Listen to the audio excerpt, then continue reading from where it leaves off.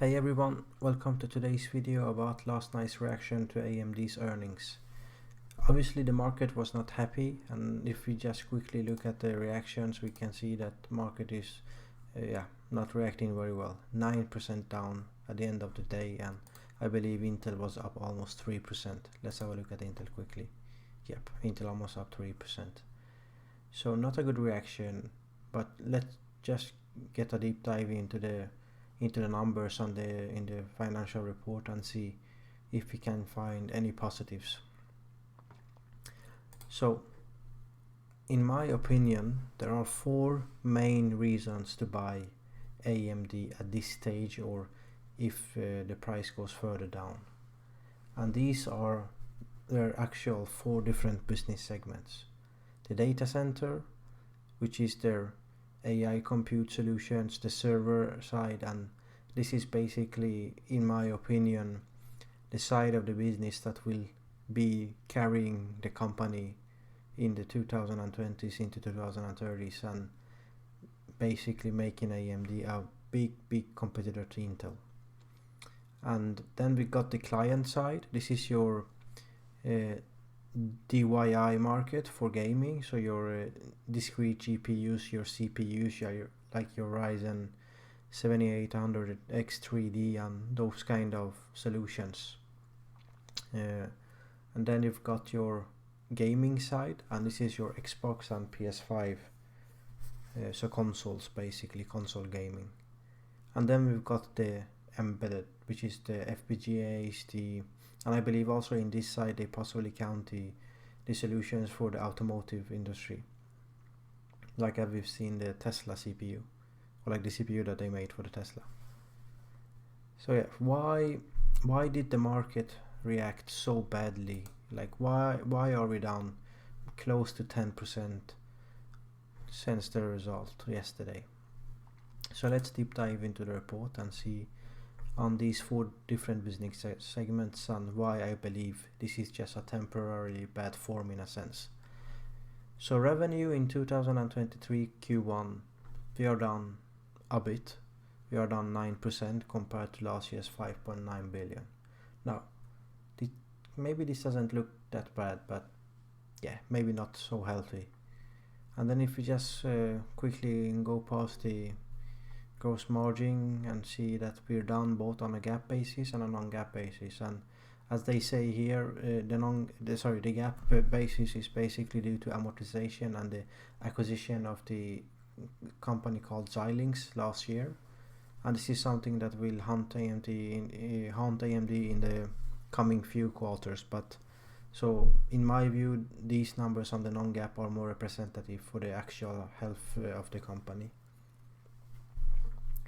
As we see here again, on a GAAP basis they made a loss, on a non-GAAP basis is roughly 1.1 billion earnings, and still quite a bit down since last year, but in my opinion 2022 is not representative for the average year. It was huge demand last year, so I think it's much more fair to compare to the year before and the year before that.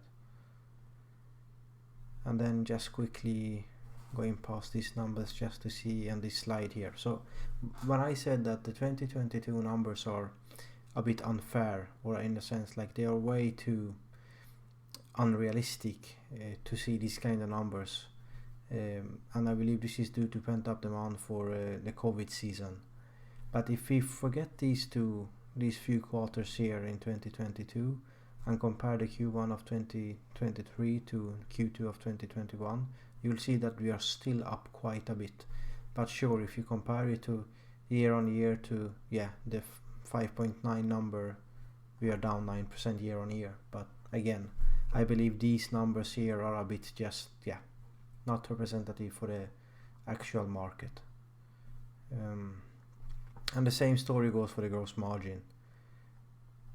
So let's scroll down and see if we can look at the four different business segments, and also the four main reasons why I said that despite the reaction that we saw in the market today, I mean down 9%, almost 10%, despite that I believe that this is actually a good bet in the long run. So just a moment for me to find the business segments here.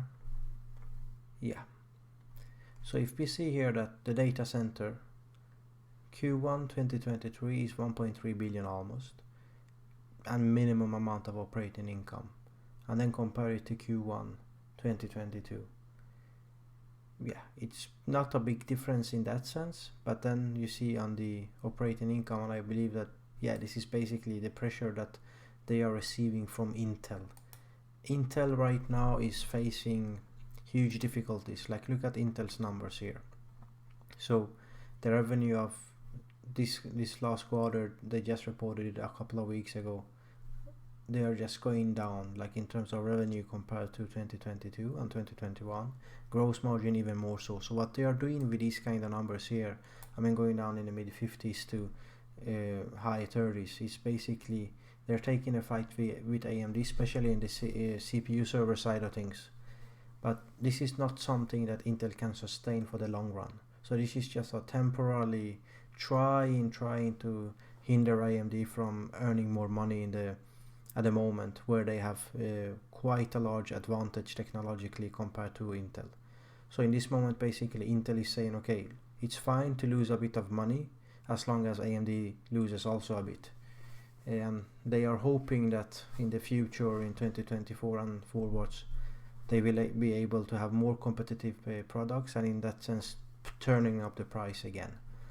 But yeah, so that's a risk that Intel is taking, and this is what we see, I believe, in these kind of numbers. In addition to that, I mean, I would have expected AMD to have increased the data center numbers a bit, but this is quite easily explainable by what we said about Intel, and also just the general market. Companies are just slowing down a bit, so I believe in the second half, at least as you said on the earnings report, that we will see much faster growth, and she actually said double-digit number of growth. So I believe we can definitely expect much better numbers. And also, in my sense, this is one of the 4 reasons. This is a good investing opportunity. Wall Street doesn't know about like the technical minute stuff about the competitive edge AMD has in the server side. They just see this number with no growth at all year on year, and very bad result in terms of operating income, which is the most important thing in my opinion. But if you don't understand those behind reasons that I explained in relation to Intel and competition, then sure, that's why you see minus 9%. But having that in mind, I believe next year at the same, like if you would see Q1 2024, I believe we would see much better numbers. So in my opinion, this is one of the 4 main reasons to invest in AMD. Now, client, as we said before, not doing that well. This is actually really bad.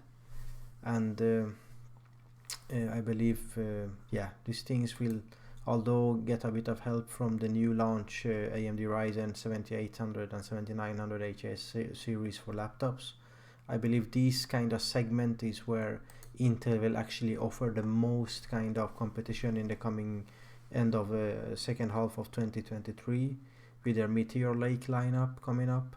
So this number maybe cannot be that much better in the coming quarters, maybe a bit better.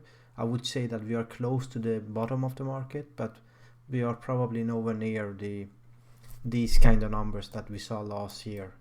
And even if you consider that last year was exceptional, even if this number would have been closer to, let's say, 1.5 billion, we are still way off. But I believe on a good note that we are getting close to the bottom for the client side of things. On the, your own personal gaming computer with the Ryzen 7900s and the RDNA 3 GPUs. But this is where actually also one of our other competition, Nvidia, is facing troubles. So this is just something that is also cyclical throughout the years. So I'm not too worried, although this is not a nice number to see, but I'm not too worried about this one. So gaming, this is your console side of things. And let's have a look at this article here. So Sony achieves a new console sales record with almost 40 million PS5 shipments. and in addition to that we have the Xbox, of course. So yeah, Sony is expecting to sell even more, and I believe at some point in this article they are mentioning close to 50 million expected. Oh, we see here 63 million expected units by March next year.